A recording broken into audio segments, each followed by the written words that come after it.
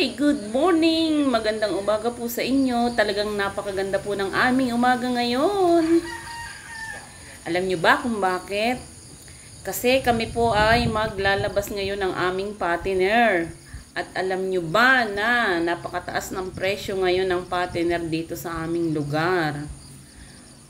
235 per kilo. So, sa buong buhay ng pagbababoy namin, ngayon lang kami nakaranas ng ganito kataas na live weight. O, diba? Subok-subok. Ngayon, galing kami sa pagkalugi nung ASF. Ngayon, sana makabawi naman.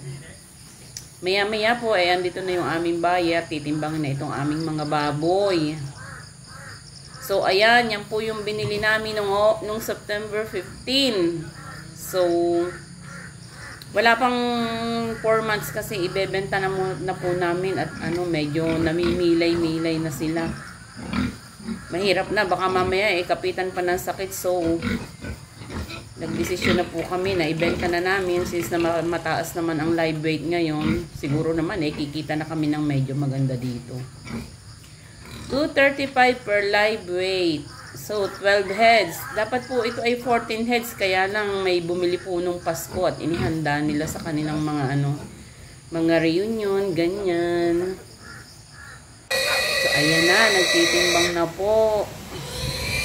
Hindi ko na lang po ipakikita yung kasi nakakaawa medyo naaawa ako pagka tinitimbang yung baboy.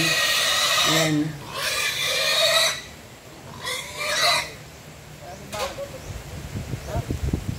Sarap sa pakiramdam. Wala pa siyang 4 months. Bali, kulang pa siya ng 7 days.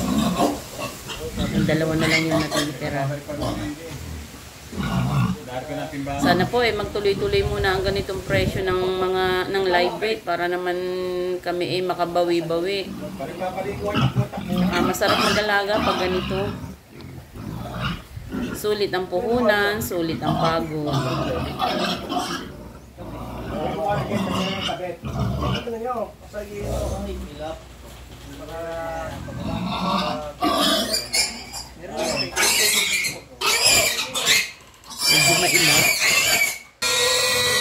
Bye-bye! See you po ulit. Happy farming! Sana'y laging happy ang mga hog raisers.